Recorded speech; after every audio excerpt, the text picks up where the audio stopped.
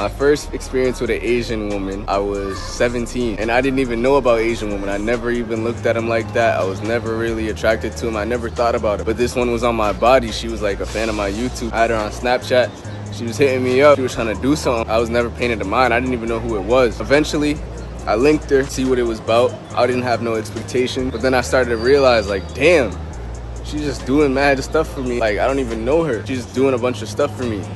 She's always looking out for me. She's always making sure I'm good. And it's something I wasn't used to. Like, she doing stuff for me that my mom wouldn't even do. Spending hella money on me, spending hella money on my Uber and stuff. This girl was buying like $60 Ubers to her crib and then $60 back, taking $60 Ubers to my house and stuff like that. It was like, damn, I'm getting king treatment out of nowhere, you feel me? And I started to realize that's just how Cambodians or Asian women are like.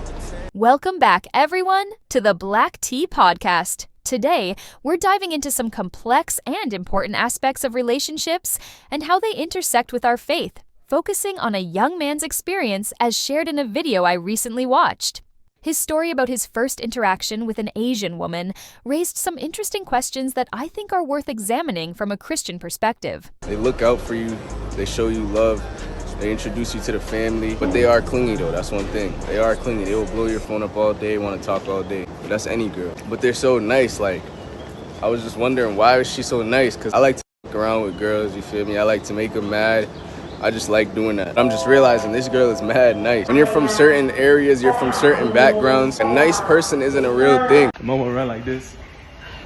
Oh, that's making fun of me. Oh my God, we gotta get City to the gates before he's late. Don't be late. As Christians, we are called to approach relationships with discernment and a spirit of love, and this includes our romantic relationships. Today, I want to share some of my own reflections based on the young man's experience, focusing on what we can learn as believers about interacting with others, especially those from different cultural backgrounds. The young man in the video mentioned that he had never really considered Asian women before, that he was never attracted to them or thought about them until he had an encounter with a woman who was a fan of his YouTube channel. I believe this highlights the fact that attractions and preferences can be developed. As Christians, we must examine our hearts, as true love should be based on character and shared values, not just physical attraction. This is a call for us to be very intentional about who we decide to spend time with, to be wary of our intentions, and to ask the Lord for guidance. Unfamiliarity and the unknown. It's interesting that his initial lack of interest stemmed from a place of unfamiliarity. It reminds us that we must not allow our prejudices or lack of knowledge to limit our relationships. The young man describes how the woman was doing mad stuff for him, going out of her way to show kindness and care. She spent significant amounts of money on Ubers to see him and make sure he was comfortable. This is a reminder that actions speak louder than words. While her generosity was clearly appealing to him, we must be grounded in biblical principles. We must always strive to discern if the actions of others are aligned with our values. We are to love and serve, but we are to do it in the name of Christ and to the glory of God, the nature of service and love. While the young man perceived these actions as acts of kindness, it raises a question. What were her motivations? As Christians, we need to be careful to give and receive love with pure intentions and for the glory of God. The young man said that he felt like he was getting king treatment and that it was something he wasn't used to. This is significant because as Christians, we know that we are all children of God, equal in His eyes. We should not seek to be treated as royalty, but we should serve others as Christ served us. This highlights the importance of humility, not entitlement, in relationships. Humility and service. We have to be careful not to seek relationships to feel better about ourselves or to get material things. We must use our relationships to lift others up and not to be lifted ourselves. The young man also attributed the woman's behavior to her being Cambodian or Asian. It is critical that we do not reduce people to a stereotype because of their ethnic background. We must see people as individuals, each unique and made in God's image. We must not allow harmful stereotypes to influence the way we relate to others, but rather to be open to learning from the experiences of others. We should value people and cultures and see in each of them an opportunity for God's love to be made manifest. Avoiding stereotypes. It's vital to recognize that not all people from the same cultural background are the same. We need to get to know people for who they are, not who we assume they are. The young man also shares that, according to his experience, they are clingy, they will blow your phone up all day, they want to talk all day.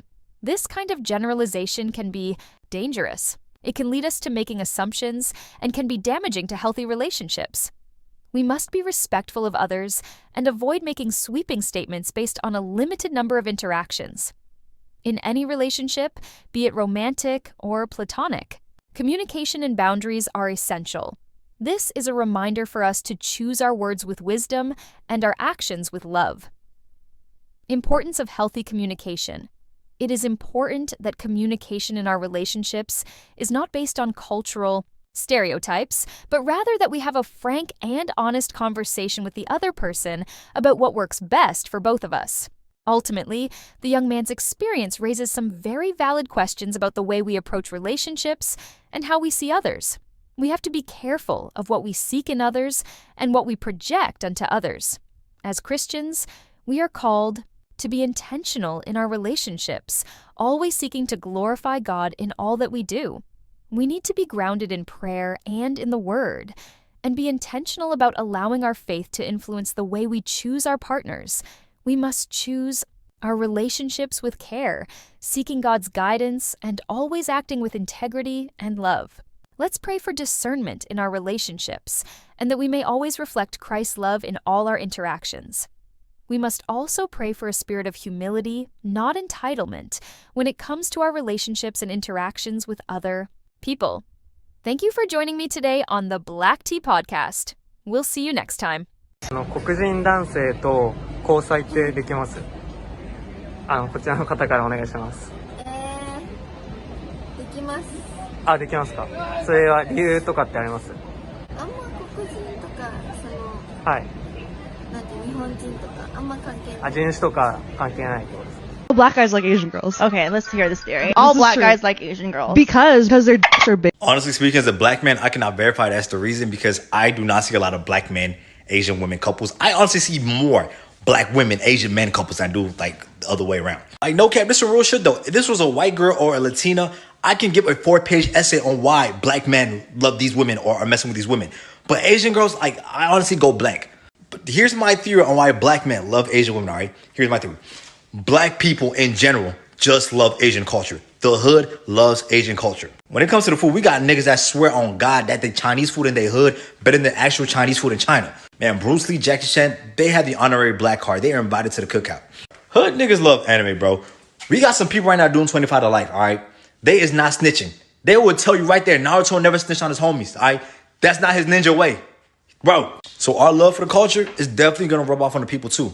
So that's just my theory about it, though. I got this question following up on a discussion that I've been having over the past 2 days on TikTok about the ways that race interplays with dating, right? I can only speak to this from what I've personally seen. I don't think that that's true. I don't think, like, there's necessarily, like, a trend of black men being opposed to interacting